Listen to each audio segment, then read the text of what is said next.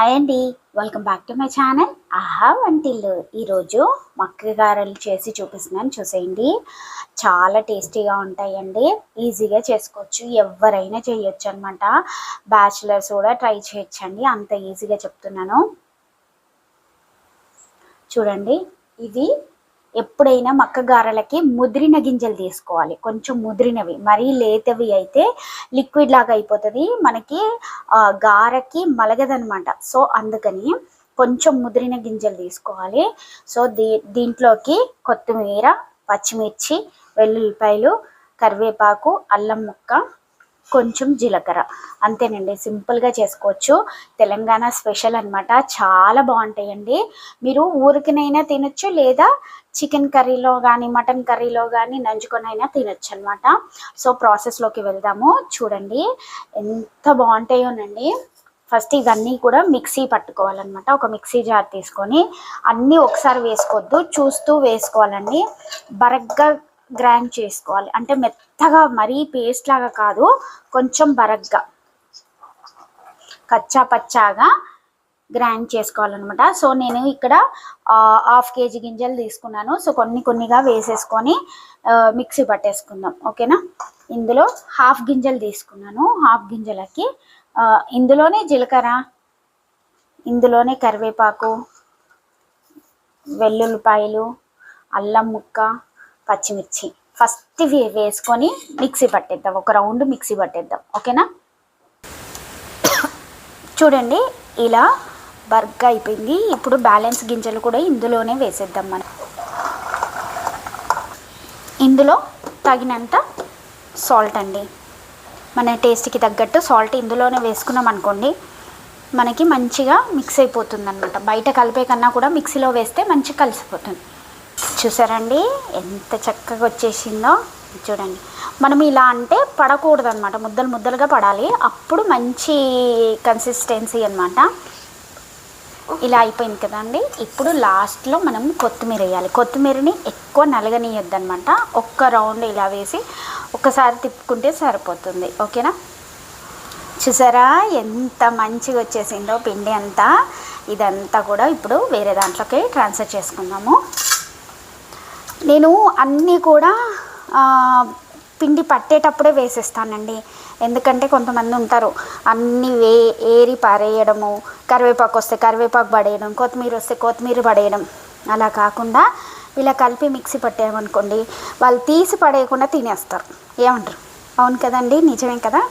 So ఇదండి, మీకు ఇంకా కొంచెం గట్టిగా కావాలనుకుంటే బియ్యం పిండి అన్నా, లేకపోతే ఉప్మా రవ్వ ఉంటుంది కదా, ఉప్మా రవ్వ వేస్తే ఏంటంటే ఒక 5-10 minutes వెయిట్ చేయాలన్నమాట నానడానికని. సో క్రంచిగా వస్తాయి, ప్రాబ్లం ఏం లేదు. కాకపోతే కొంచెం సేపు ఆగాలి. అదే బియ్యం పిండి వేసుకున్నాం అనుకోండి, జస్ట్ ఇలా కలిపేసి వేసేయటం అనమాట. సో మనకి ఇప్పుడైతే చాలండి, ఇలా ఉంటే సరిపోతుంది అనమాట. ఇంకా పిండి అవసరం లేదు, వేరే పిండి ఏం కలపన అవసరం లేదు, ఓకేనా. ఇప్పుడు వడలు ఎలా వేయాలో చూపిస్తాను, చూసేయండి. పిల్లలకి హాఫ్ డే స్కూల్స్ కదండి, సో ఇంటికి వచ్చి ఏదో ఒకటి అడుగుతూనే ఉంటారనమాట తినటానికి స్నాక్స్ లాగా. సో అలాంటప్పుడు ఇలా చేసి పెట్టేయండి, హెల్త్కి హెల్తీ ప్లస్ మనకి కొంచెం టైం సేవ్ అవుతుంది. చూసారా, ఓకే బయట నుంచి కాకుండా ఇంట్లో చేసి పెడితే చక్కగా తినేస్తారు, హెల్తీ కూడా కదండి. కొంచెం నాకు కాలుతుంది, మీరు అంత కాలనీయకండి ఆయిల్ని. సో కొంచెం చూసి వేసేసుకోండి, సరిపోద్ది, ఓకేనా. వేసిన వెంటనే గరిట పెట్టి తిప్పేయద్దండి, కొంచెం ఇలా కదిలిచ్చేయాలి. కదిలిస్తే అవి కింద కూడా ఉడికిపోయి మనకి పైకి ఇలా ఈజీగా మూవ్ అవుతాయి అన్నమాట. లేదు మనం వెంటనే గరిట పెట్టినామనుకోండి విచ్చుకుపోతాయి. చూసారా, ఇంత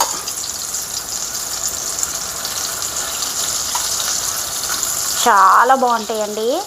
ఎంత ఇష్టమో మా ఇంట్లో వాళ్ళకైతే ఇవి మక్కగారెలు చాలా ఇష్టంగా తింటారు. స్నాక్స్ అవ్వచ్చు, లేకపోతే మనకి సండే స్పెషల్గా కూడా చికెన్ గ్రేవీతో చేసి పెట్టేయండి, టిఫిన్ అయిపోతుంది, స్పెషల్ ఐటెం లాగా కూడా అయిపోతుంది అనమాట. చూసారా, కొంచెం స్టవ్ చూస్తూ, అంటే చిన్నగా పెట్టుకోవడం పెద్దగా పెట్టుకోవడం చేస్తూ వేయించేయండి, సరిపోతుంది. నాకు చెయ్యి కాలి ఇక్కడ ఒకటి విచ్చుకుపోయిందండి, అయినా ప్రాబ్లం లేదు. ఇది ఉడికింది అనుకోండి సెట్ అయిపోతుంది. ఉడకాలి, కొంచెం ఉడికితే మనకి సెట్ అయిపోతుంది. వెంటనే గరిటె పెట్టి తిప్పకూడదు.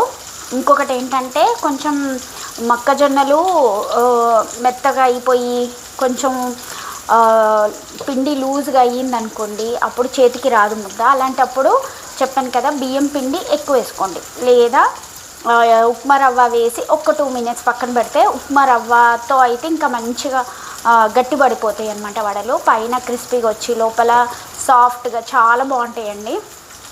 ఇలా మనం ఏం కలపకపోయినా కూడా చాలా టేస్టీగా ఉంటాయండి. అంతే, చూసారా, నిదానంగా చేస్తూ ఉంటే వచ్చేసేయండి. మనం ఎంత నిదానంగా చేస్తే అంత టేస్ట్ వస్తుందండి. ఏ వంటకైనా కూడా హడావుడిగా చేస్తే టేస్ట్ ఉండదా అంటే ఉంటుంది. కాకపోతే ఏం చేస్తాం, ఇప్పుడున్న బిజీకి ఇంకా హడావుడిగానే చేసుకోవాల్సి వస్తుంది కదా. సో చూస్తున్నారా, ఇంకా అటు ఇటు తిప్పుతూ కొంచెం కాల్చుకుంటే సరిపోద్ది. ఇలా ఇది విచ్చుకుపోయింది, నో ప్రాబ్లం అండి. ఒక్కొక్కసారి మనకి పర్ఫెక్ట్గా వంటలు రాకపోవచ్చు, కాకపోతే అది పాడవ్వకుండా నిదానంగా చేసి దాన్ని సక్సెస్ చేయటంలోనే ఉంటుంది కదండి. సో అది మరీ లేత గింజలు తెచ్చుకున్నారనుకోండి, హ్యాపీగా కుక్కర్లో వేసి కొంచెం ఉప్పు వేసేసి కొన్ని వాటర్ పోసి ఉడకబెట్టుకొని తినడం బెటర్. గారెలు ఎప్పుడు ట్రై చేయకండి లేత గింజలతో. ముదిరిన గింజలు అయితేనే పర్ఫెక్ట్గా వస్తాయి, టేస్ట్ కూడా చాలా బాగుంటాయి అన్నమాట. చూడండి, యాక్చువల్లీ నాకు లేతవి తెచ్చాను ఒక 2-3. అవి ఏంటంటే నేను ఉడకబెట్టి ఇచ్చేసేసాను. ఇంకా రోజు కంక్యూలే పెడుతుంటే వాళ్ళు ఇష్టంగా తినరండి. అందుకనేసి నేను ఆల్టర్నేట్ డేస్లో ఇలా ఏదో ఒకటి వేరే రకంగా చేసి పెడతా ఉంటాను అన్నమాట. అది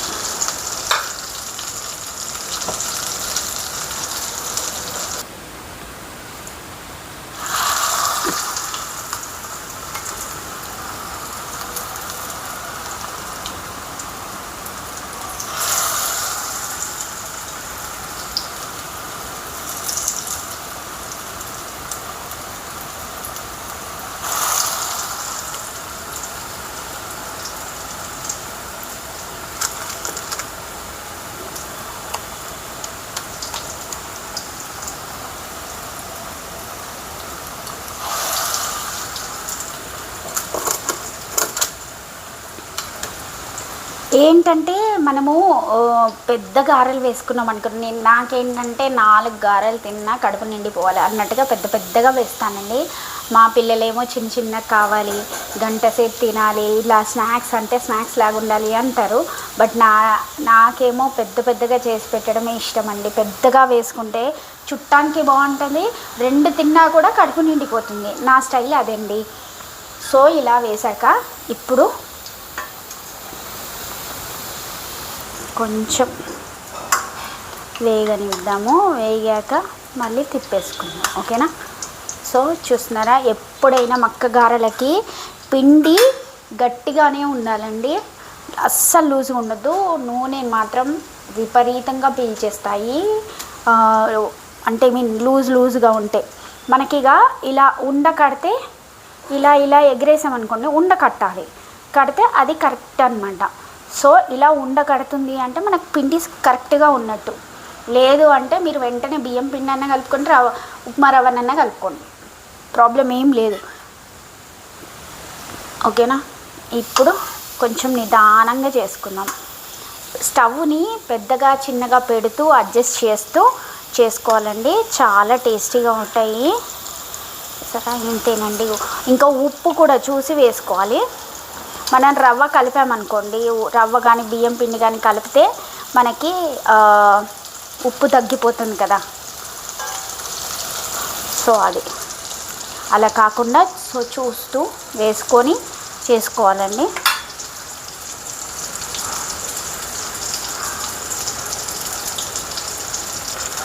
చూసారు కదండి, వేగిపోయినాయి. ఇప్పుడు మనం తీసేసుకుందాము.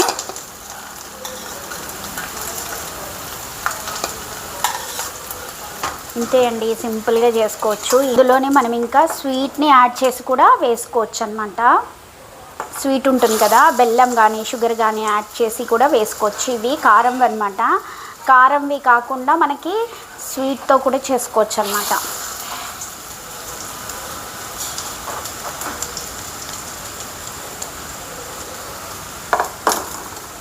చూసారా, 4 అంటే 4 వేసుకోండి, ఎక్కువ వేయొద్దు, విరిగిపోతాయి. సో చూస్తూ అలా కదుపుతూ వేయంగానే ఫటాఫట్గా తిప్పేయకండి, కొంచెం ఉడికితే మనకి ఈజీగా వచ్చేస్తాయి అన్నమాట ఇవి. ఇంకొకటి ఏంటంటే మనకి షుగర్ కానీ బెల్లం కానీ పిల్లలకి స్వీట్ తింటారంటే స్వీట్ కూడా చేసుకోవచ్చు. బట్ నేను ఇక్కడ కారంవి చేశానండి, పచ్చిమిర్చి వేసాను కదా. ఇవే చాలా టేస్ట్ ఉంటాయండి. స్వీట్ అయితే మనం 2 తినగానే మనకి లాగా అనిపిస్తుంది, తినలేమండి ఎక్కువ. బట్ ఇవి ఇంకొకటి ఏంటంటే ఇంకొక రెసిపీ కూడా ఉంటుందండి, ఆవిరి కుడుముల్లాగా కూడా చేసుకుంటారు. బట్ ఎందుకో అవి తేనె వేసిస్తుంది మా అమ్మమ్మ.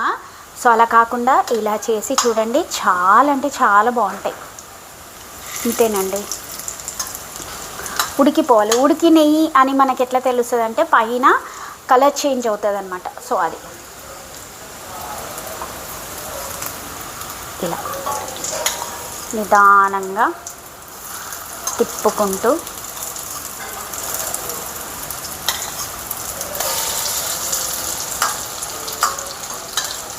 ఈజీగా చేసుకోవచ్చండి. కొంచెం మనసు పెట్టుకుంటే చాలా ఈజీగా అయిపోతాయి. నాకు ఒక్కొక్కసారి విసుగు అనిపిస్తుందండి, ఏంది వంటలు పొద్దున్న లేవంగానే అనిపిస్తుంది. కానీ ఇంకా మన ఫ్యామిలీ మెంబర్స్కి మన చేతితో చేసి పెడితే ఆ సాటిస్ఫాక్షనే వేరు కదా. సో ఇదండి,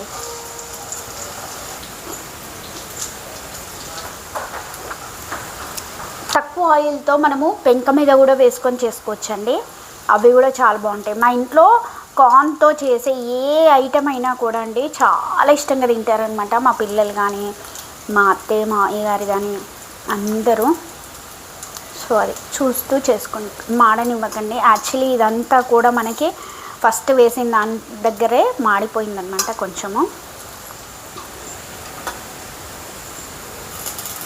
నేను ఆయిల్ తీసేసానండి, కొంచెమే ఉంచాను. ఆయిల్లో మరీ డీప్ ఫ్రై అయితే ఆయిల్ అనిపిస్తుంది అనేసి. సో చూసారా, ఇంత తక్కువ ఆయిల్తో వేసేసుకున్నామంటే చాలా బాగుంటాయి.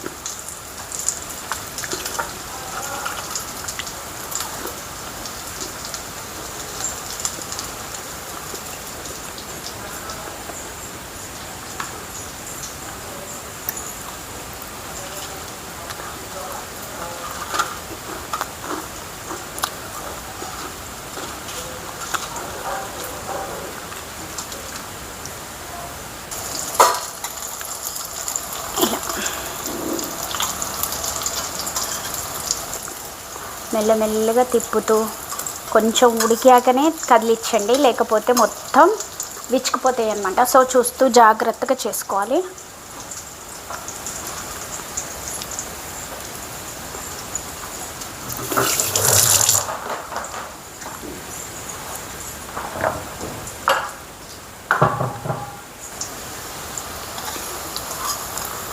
ఇలా తిప్పుకుంటూ కాల్చుకోవాలి నిదానంగా. చూసారా ఎంత బాగుందో, బయట క్రంచిగా ఉంటుందండి, లోపల సాఫ్ట్గా, చాలా బాగుంటాయి. ఎక్కువ తింటే కడుపు నొప్పి వస్తుంది. సో చూస్తూ తినాలి అండి. మక్కగారెలు, మినపగారెలు అనుకోండి, మనం ఎన్ని తిన్నా కూడా బలం అన్నమాట. సో ఇలా ఇడ్లీలాగా చేస్తే ఇంకా బాగుంటాయండి. ఇవి ఆవిరిలో ఉడికిపోతాయి కదా, భలే టేస్టీగా ఉంటాయి అన్నమాట. అడ్జస్ట్ చేస్తూ కాలుస్తూ అంతే.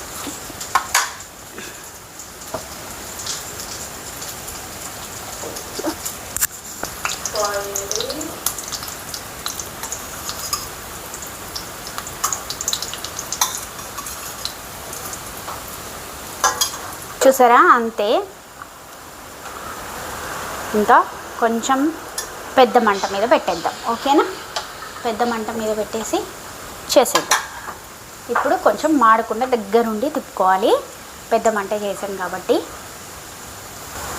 గారెలు వేసేయంగానే తిప్పకూడదు కదండి. సో కొంచెం వేగే వరకు, అంటే లోపల కూడా ఉడకాలి కాబట్టి మంట కొంచెం మీడియం ఫ్లేమ్ మీద పెట్టేసి చేసుకుంటాము. తర్వాత వేగినాయి అని మనకు కన్ఫర్మ్ అయ్యాక అప్పుడు మంట పెద్దగా పెట్టేద్దాం. చూసారా, అంతే. పైన అంతా క్రంచిగా అవుతుంది అన్నమాట, వేగిపోయి చాలా బాగుంటుంది. అప్పుడు కరం కరం అని బయట లోపల సాఫ్ట్గా భలే ఉంటుంది కదండి.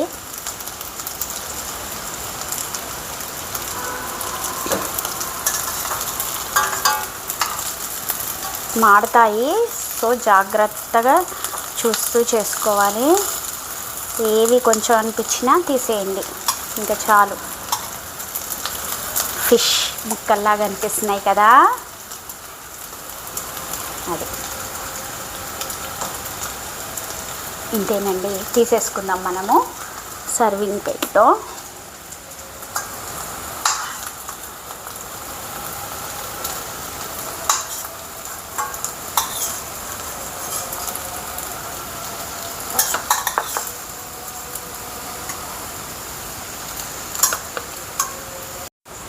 చూసారండి, మన మక్క గారెలు రెడీ. ఉంటే మీరు చికెన్ గ్రేవీతో కూడా తినొచ్చు, బట్ మా పిల్లలు అయితే సాస్తో తింటారు. సో సాస్తో నేను టేస్ట్ చేసి చూపిస్తాను, చూసేయండి. లోపల మంచిగా ఉడికిపోయిందండి, చూసారా, వేడి వేడిగా. ఇది సాస్లో అలా ముంచుకొని తింటుంటే అబ్బబ్బబ్బబ్బా, సాస్లోనే కాదండి, ఇంకా నాన్ వెజ్ కర్రీస్ ఏదైనా దాంతో తిన్నా కూడా ఉద్దిరిపోతాయి. చూసారా, మీరు ఒకసారి ట్రై చేయండి, ఎలా వచ్చిందో నాకు తప్పకుండా కామెంట్ బాక్స్ పెట్టండి. Bye guys.